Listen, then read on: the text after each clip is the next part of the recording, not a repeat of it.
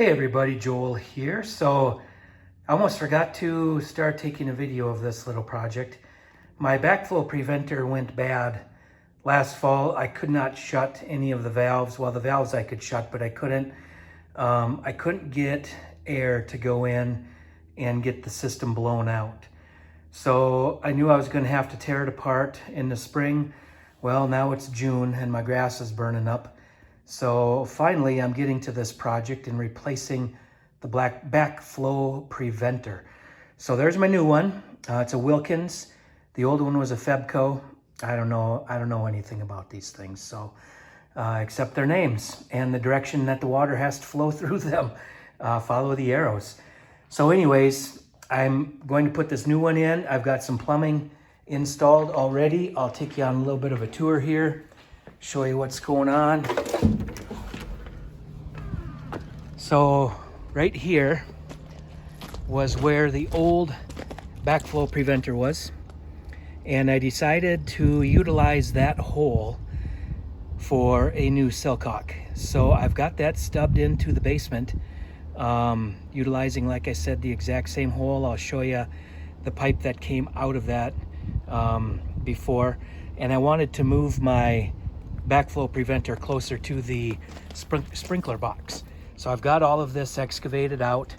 I've got my box in the location pretty close to where I want it. I'm redoing some things, obviously, getting the grade changed a little bit around my window well. They didn't have it built up where it needed to be. So this is my new stub out for the new backflow preventer.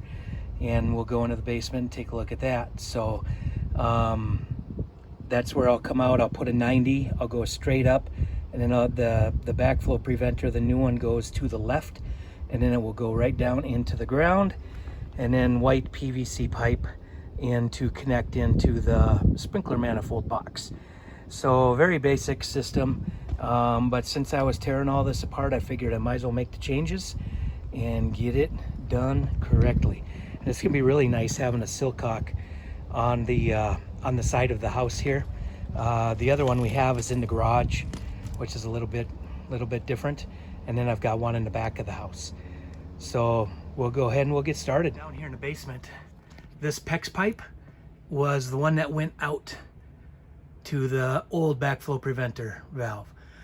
So that stuck right outside. I was able to just pull it back into the house, and I'm going to tie on. I didn't want to have to cut into the PEX, so I left some of that 3/4 inch copper so I can tie right back into it very easily with copper. And there's my silcock that I just pushed back into the existing hole. And then here is the new backflow preventer pipe coming up there. So my plan is to get all this strapped up neatly for one thing, and then I'll tee up and branch out this way for the silcock, and then up into a T, 90 into a T, and go that way for the sprinkler system. So I think that's going to work out just fine. Got plenty of room to work here in the basement, so I'll get going on this part of it now. So I'm dry fitting everything up in here. I'm using all the scrap copper pieces I can use or find, cutting off the old parts. I've got my 90 dry fitted down there, and I'll be strapping this up so it won't be running crooked. I'm just getting everything dry fit first, and I've got my other 90 right up here. And I had to run after some copper. I cannot believe how expensive this copper is. I was 4.5 inches short on this piece, so I just ran quick to get a 2-foot piece, because I'll always be able to use a little bit here or there.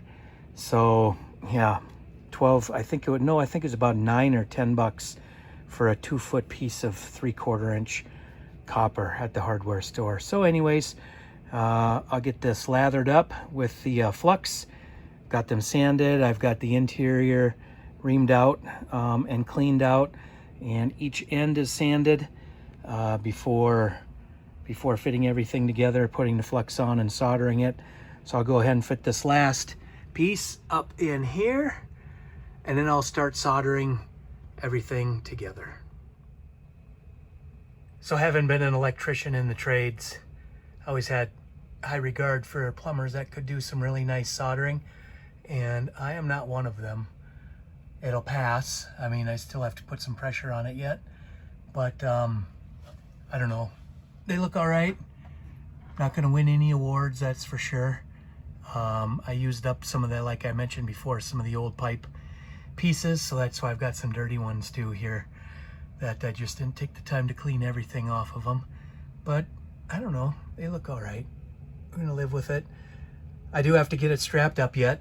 I'm gonna put some 2x4s up and down along the web, or from top to bottom of the I-joist here, and same over on this end, and then I can get these strapped up nice and neat and just take the pressure off of this middle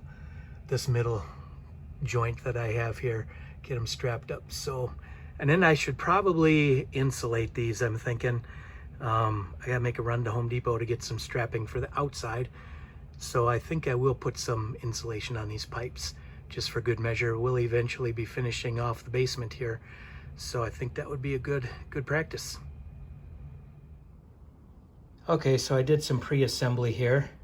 I had the backflow preventer, and I added the copper line coming in. This is where it will be coming out of the house. I've got a 90 right here, and I'm going up. I put a copper union in right here just because I may want to take this off in the winter time. I see most people just leave them on. They cover them up with a boot. Some just leave them hang there. But then I'm going out with PVC out the side and then down with 3/4.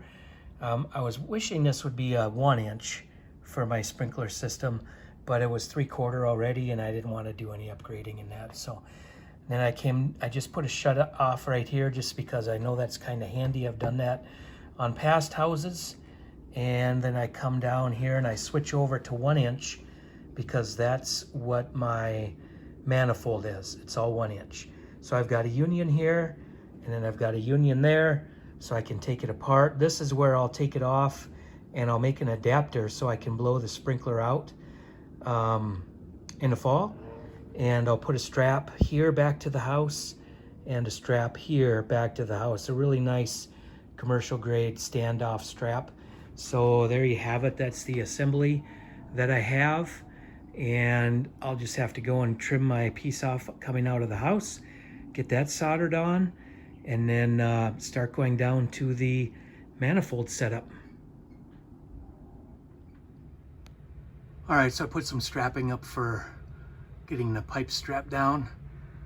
Good to go out there. I've actually got the water on right now. It's holding good pressure, and everything in here is nice and solid. So next we'll go outside, have a look at the finished product. Okay, so here we've got the silcock that I put in. Nice, good pressure there.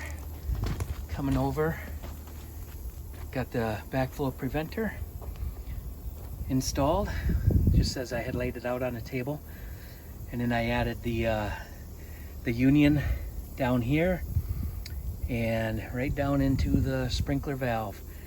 And I had to move this sprinkler valve because it was in the road, kind of little side driveway I'm building here on the side here.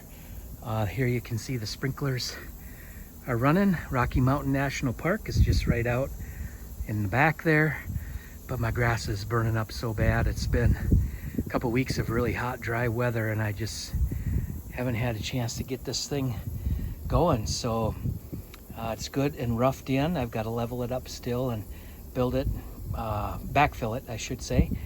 But other than that, I'm really happy with how this all turned out. I do need to get a standoff strap back to the siding there, and one back to the siding there. Then I'll have it complete, nice and solid. But I got to get up to Menards and Cheyenne, and I don't plan on doing that until next week. So I want to get this project wrapped up and get the video finished up. So thanks for watching, and we will see you all on the next video.